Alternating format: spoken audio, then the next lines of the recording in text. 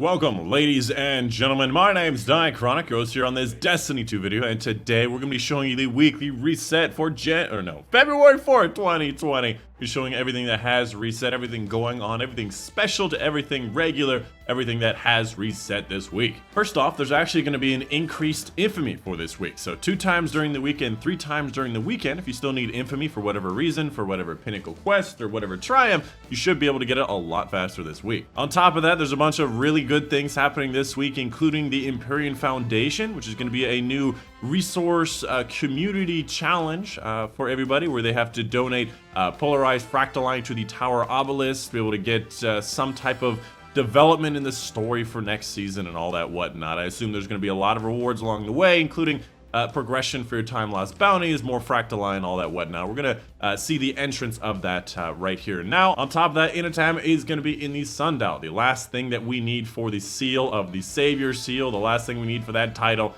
and all of that whatnot. If you can see the calendar on screen right now, you can also see Crimson Days is going to be coming up very soon as well. So to get started, let's go ahead and start off by talking to Saint 14. Because once you have in fact unlocked the tower obelisk, done the quest for Saint 14, and probably unlocked the other obelisk, he's going to actually have a quest for you starting today to start off with the Empyrean Foundation, which apparently his thing has to do with Inotam. So I actually don't know exactly what's going on with all this, but apparently he has a thing for Inotam. And that seems to be the beginning of the quest, because that is outside of the tower. That's all I'm going to show you for right now, but it seems like you just go to Saint 14, talk to him, defeat Inotam, and eventually you're going to move, I think, the sundial core to the tower and start preparing the Empyrean Foundation. Attention, contacting Destiny 2 servers.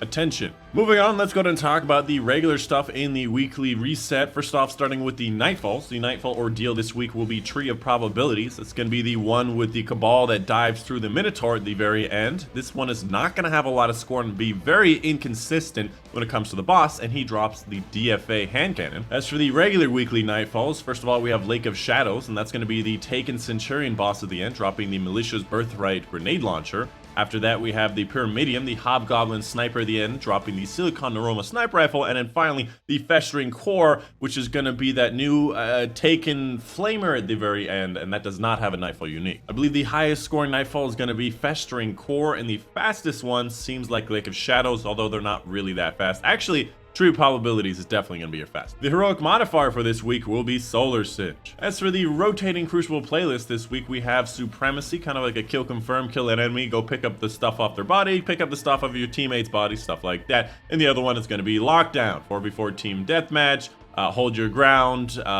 It's all about capturing and holding zones, win the round instantly by capturing all 3. Kind of like a steroids version of Domination. I don't know why I still refer to these game types with their Call of Duty counterparts. I haven't played Call of Duty in a really long time. I have in fact been playing Destiny series for over 5 years. When I say Domination, it makes sense to me. As for Reckoning, this week it will be Void Singe, and the boss this week will be the Swords. If you're looking to go get that last man standing with 1-2 punch or anything that's going to be on the list for swords, it is available this week. On top of that, again, it's going to be increased Infamy week right now. So if you want to get faster Infamy from either Reckoning, Gambit Prime, it is available this week. As for the Flashpoint, this week it will be taking place on Nessus. So completing the public events, sectors, and heroic adventures to complete this as fast as possible. As for Escalation Protocol, this week it will be the SMG. That's because last week was the shotgun and next week will be the sniper. As for the Menagerie this week, it will be Pagori, beloved by Callus, the big Hydra at the very end. For the normal mode, we have things like Solar Singe, the daily being Grounded and Brawler.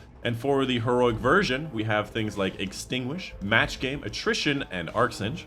And again, a huge recommendation that you do in fact play Menagerie, because there's a lot of weapons there that you really do want, and they're very easy to get the exact roll that you want on them. If you like my spreadsheets and my top 10s and top 5s, I say Menagerie #1 all the time. Menagerie #1! Menagerie #1! As for the Nightmare Hunts this week, in case you're interested in some time trials or doing the Nightmare Hunts, this week we have the Skolas, the Zydron, and the Omnigul fight for you. As for the Garden of Salvation challenge, this week it will be a link in the chain. During the Consecrated Mine encounter, all players must refresh their Enlightened buff at approximately the same time. However, the team may split up at different tethers. Moving on, let's go ahead and talk. Oh my god, there it is. Let's go ahead and talk Eververse. Gonna grip this engram real quick. Start over here on this side. We have the Playground Ride finally as an emote. I mean, we've seen this before, but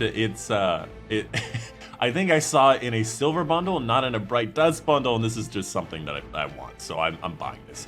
It's obviously going to be a lot, you know, like a fit of my bright dust, but it's something I have in fact been waiting for, and I really do like it.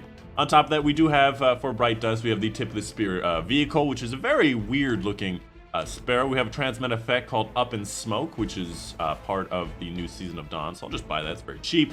We have the welded brass shader, and of course these other things across the side here. Also on top of that, I just thought I'd mention, first of all, this this sparrow right here looks really cool, and this ship also is very unique. I think that they're also both part of the same thing. They both have the cattle thing. The Tex Mechanica symbol, I think it's called. I remember that. I don't remember what a bowl is. As for the other bright dust items, again, we have the playground ride. We have the looks like a Chinese lantern ornament, the Lampion shell, the treasure hunter and banshee. We have the whatever the hell that name is, which is going to be this ship. Looks very similar to the fallen ship. Actually, I stand corrected. This one actually looks much different than the fallen ship. This looks a little bit different than I've ever seen before, but has that kind of like little fallen face on it for sure. We also have this ghost shell. We have the ornament for the Dust Rock Blues, the hunter ornament, universal ornament for year 3 Eververse, and then we have the lantern projection. We have the palm trees, Cabal, shield breaker, and stuff across the bottom. One thing I wanted to look at here is going to be the Byzantium Lotus, which specifically I was looking for the purple section because it has these little cross hatches. I assume on the Titan it's going to be looking a little bit different, but it's a very interesting shader for sure.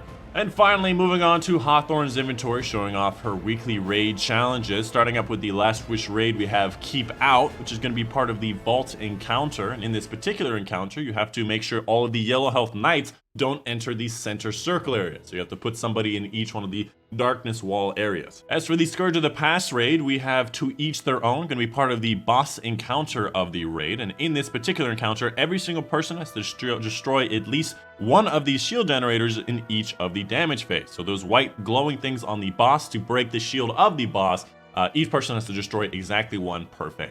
As for the Crown of Sorrows, we have With Both Hands, again in the boss encounter. In this particular encounter, during the boss damage phase, each person can only shoot down one of the hands once during each of the boss phases. So just have 3 pairs of 3 people take down both of the hands in each one of the phases where he raises his hands during the GPS, and just take turns. Make sure you don't shoot 2 different hands down. And that's going to be pretty much it. That's going to be the end of the reset video. Just want to mention very briefly that I'm going to have a Twitch stream that's going to be live about 2 hours after the release of this video. So if you wanted to come check that out, we'll be doing some Destiny 2, Empyrean Foundation, Inotam, and all that whatnot. And of course, I do stream pretty consistently these days, so check me out on the Twitch, found in the description down below. There's going to be a full schedule in the Streamlabs labeled things in the bottom panels in Twitch. But yeah, hope you guys did enjoy this. Let me know if you have any questions in the comments down below. Of course, my name's Dychronic, and I will see you guys on the next one.